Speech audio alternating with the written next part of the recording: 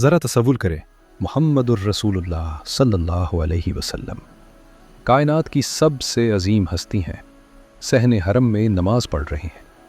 جیسے ہی آپ صلی اللہ علیہ وسلم سجدے میں جاتے ہیں، ایک بدبخت ایک مرے ہوئے اونٹ کی اوجری لا کر رسول اللہ صلی اللہ علیہ وسلم کی پشت پر رکھ دیتا ہے۔ استغفر اللہ۔ اس بدبخت شخص کا نام عرب کی مجالس میں سب سے زیادہ روب اور غرور کے ساتھ لیا جاتا تھا، عمر بن ہشام۔ یہی وہ شخص تھا جسے قریش ابو الحکم کہتے تھے، یعنی فیصلوں کا باپ، عقل مند، دانا، لیکن تاریخ نے اسے کسی اور نام سے یاد رکھا، ابو جہل، یعنی جہالت کا باپ۔ مگر سوال یہ ہے، ابو جہل رسول اللہ صلی اللہ علیہ وسلم سے اتنی نفرت، اتنی عداوت، اتنی دشمنی کیوں کرتا تھا؟ کیا یہ صرف بتوں کا مسئلہ تھا؟ کیا یہ صرف مذہبی اختلاف تھا؟ یا اس نفرت کے پیچھے کچھ اور تھا، کچھ بہت گہرا، بہت ذاتی، بہت خطرناک؟ کیا ابو جہل رسول اللہ صلی اللہ علیہ وسلم کا چچا تھا؟ کیا یہ خاندانی دشمنی تھی؟ یا اس نفرت کے پیچھے اقتدار، غرور، حسد اور خوف کی ایک لمبی کہانی چھپی ہوئی تھی؟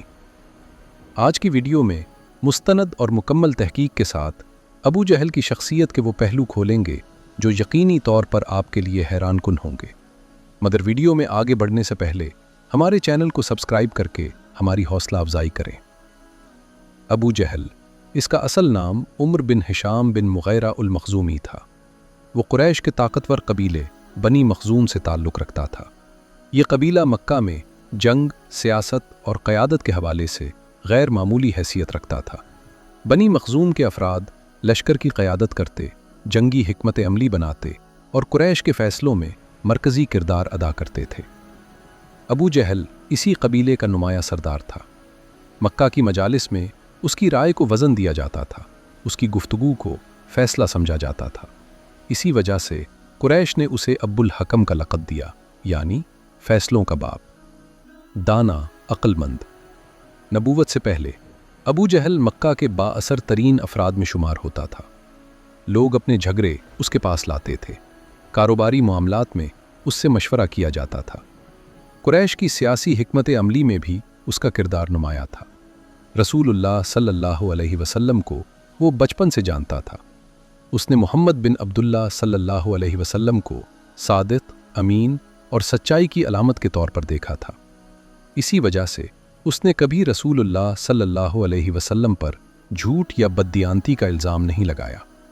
مکہ کے لوگ رسول اللہ صلی اللہ علیہ وسلم کی بعثت سے پہلے بھی محمد بن عبداللہ کے نام سے واقف تھے۔ لوگ آپ صلی اللہ علیہ وسلم کو دیکھ کر مطمئن ہو جاتے تھے۔ امانت رکھوانی ہو یا کسی جھگڑے کا فیصلہ، سب کی زبان پر ایک ہی نام ہوتا، محمد صلی اللہ علیہ وسلم، جو نہ جھوٹ بولتے ہیں نہ دھوکہ دیتے ہیں۔ پھر وہ دن آیا جب غار حرا میں وحی نازل ہوئی۔ محمد صلی اللہ علیہ وسلم اب صرف مکہ کے معتبر شخص نہیں رہے تھے، بلکہ اللہ کے آخری رسول بن چکے تھے۔ یہی وہ لمحہ تھا جہاں ابو جہل کے دل میں پہلی دراڑ پڑی۔ بات یہ نہیں تھی کہ اس نے کلام الہی کو جھوٹ سمجھا ہو، بلکہ اصل مسئلہ یہ تھا، نبوت بنی ہاشم میں کیوں آئی؟ یہ سوال اس کے دل میں آگ کی طرح سے لگنے لگا۔ وہ سوچنے لگا، اگر بنی ہاشم کو نبوت مل گئی تو بنی مخزوم کہاں کھڑا ہوگا؟ ابتدا میں جب رسول اللہ صلی اللہ علیہ وسلم خفیہ طور پر قریبی لوگوں کو اسلام کی دعوت دے رہے تھے، ابو جہل خاموش رہا۔ وہ بظاہر لا تعلق تھا، مگر اندر ہی اندر اس کے دل میں حسد پل رہا تھا۔ اسے ہر وہ شخص کھٹنے لگا جو محمد صلی اللہ علیہ وسلم کے قریب ہوتا جا رہا تھا، مگر ابھی وہ کھل کر سامنے نہیں آیا تھا۔ شروع کے 3 سال تک اسلام کی دعوت خفیہ طور پر دی جا رہی تھی۔ اس دور میں اگرچہ ابو جہل اسلام سے خوش نہیں تھا، لیکن اس کی دشمنی کھل کر سامنے نہیں آئی تھی۔ اصل موڑ اس وقت آیا جب اللہ تعالیٰ کا حکم نازل ہوا، اپنے قریبی رشتہ داروں کو خبردار کرو۔ اس حکم کے بعد رسول اللہ صلی اللہ علیہ وسلم نے کوہ صفا پر قریش کو جمع کیا اور کھلے عام اللہ کی وحدانیت اور آخرت کا پیغام دیا۔ یہ وہ لمحہ تھا جہاں ابو جہل نے پہلی بار علانیہ طور پر مخالفت کی۔ جب رسول اللہ صلی اللہ علیہ وسلم نے فرمایا اگر میں تمہیں خبر دوں کہ اس پہاڑ کے پیچھے ایک لشکر حملہ آور ہونے والا ہے تو کیا تم میری بات مانو گے؟ سب نے کہا، ہم نے آپ کو کبھی جھوٹا نہیں پایا۔ پھر جب رسول اللہ صلی اللہ علیہ وسلم نے انہیں شرک سے باز رہنے اور ایک اللہ کی عبادت کی دعوت دی تو سب سے پہلا شخص جو غصے میں بول اٹھا وہ ابو جہل تھا۔ اس نے کہا، تباً لکا یا محمد، کیا تم نے ہمیں اسی بات کے لیے جمع کیا تھا؟ یہ جملہ تاریخ میں محفوظ ہے۔ یہی وہ پہلا علانیہ اعلان تھا جس سے ابو جہل کی مخالفت کھل کر سامنے آئی۔ اسی واقعے کے بعد اللہ تعالیٰ نے سورۃ المسد نازل فرمائی، جس میں رسول اللہ صلی اللہ علیہ وسلم کے دشمنوں کی حقیقت واضح کر دی گئی۔ یہاں سے ابو جہل کی مخالفت صرف الفاظ تک محدود نہیں رہی، بلکہ عملی دشمنی، ظلم اور سازشوں میں بدلنے لگی۔ مکہ میں رسول اللہ صلی اللہ علیہ وسلم کی دعوت کے ابتدائی دنوں میں قریش کے چند سرداروں نے ایک عجیب رویہ اختیار کیا۔ دن کے وقت وہ رسول اللہ صلی اللہ علیہ وسلم کی سخت مخالفت کرتے، مگر رات کے اندھیرے میں قرآن سننے کی کوشش کرتے تھے۔ ان میں عمر بن ہشام، جسے بعد میں ابو جہل کہا گیا، ابو سفیان بن حرب اور اخنس بن شریک شامل تھے۔ یہ واقعہ سیرت نبوی کی معتبر کتابوں میں نقل ہوا ہے۔ رسول اللہ صلی اللہ علیہ وسلم رات کے وقت قرآن پڑھتے، آواز میں ٹھہراؤ تھا، الفاظ میں وقار تھا اور معنی میں ایسی گہرائی کہ سننے والا خود کو تنہا محسوس کرنے لگتا۔ ابو جہل ایک دیوار کے سائے میں کھڑا ہو کر سنتا، آیات اس کے کانوں سے ہوتی ہوئی دل میں اترتی تھیں، اس کے اندر کچھ ہلنے لگتا تھا۔ وہ جانتا تھا یہ کلام شاعری نہیں، یہ جادو نہیں، یہ انسان کا کلام نہیں۔ اسی رات ایک اور سایہ بھی آیا، ابو سفیان بھی چھپ کر قرآن سننے آیا تھا۔ کچھ فاصلے پر اخنس بن شریک کھڑا تھا۔ تینوں ایک دوسرے سے بے خبر تھے، مگر تینوں کا دل اسی آواز کی طرف کھنچا چلا آیا تھا۔ پوری رات وہ سنتے رہے، نہ کوئی ہنسی، نہ کوئی مذاق، نہ کوئی انکار، صرف خاموشی اور قرآن۔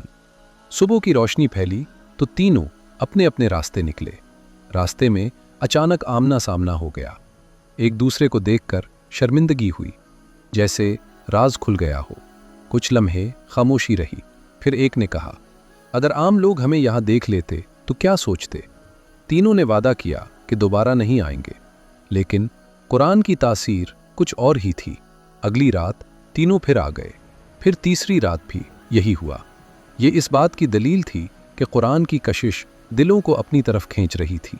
ایک دن اخنس بن شریک نے تنہائی میں ابو جہل سے پوچھا، اے ابو الحکم، سچ بتاؤ، کیا محمد صلی اللہ علیہ وسلم جھوٹ بولتے ہیں؟ ابو جہل خاموش ہو گیا۔ اس کے پاس انکار کا کوئی راستہ نہیں تھا۔ اس نے نظریں جھکا لی اور پھر کہا، نہیں، محمد صلی اللہ علیہ وسلم کبھی جھوٹ نہیں بولتے، ہم نے انہیں کبھی جھوٹ بولتے نہیں دیکھا۔ یہ اعتراف بہت بھاری تھا۔ اخنس نے فوراً پوچھا، پھر تم ان کی مخالفت کیوں کرتے ہو؟ یہاں ابو جہل کا اصل چہرہ سامنے آ گیا۔ اس نے کہا، مسئلہ یہ نہیں کہ وہ سچے ہیں یا جھوٹے، مسئلہ یہ ہے کہ ہم اور بنی ہاشم ہمیشہ سرداری میں مقابلے میں رہے ہیں۔ اگر ہم نے مان لیا کہ ان میں نبی آ گیا ہے تو ہماری سرداری کہاں جائے گی؟ اللہ کی قسم، ہم اس پر کبھی ایمان نہیں لائیں گے۔ یہ وہ لمحہ تھا جہاں حق بالکل واضح ہو چکا تھا، مگر دل نے سر جھکانے سے انکار کر دیا۔ قرآن نے دل کو چھوا تھا، مگر غرور نے دروازہ بند کر دیا تھا۔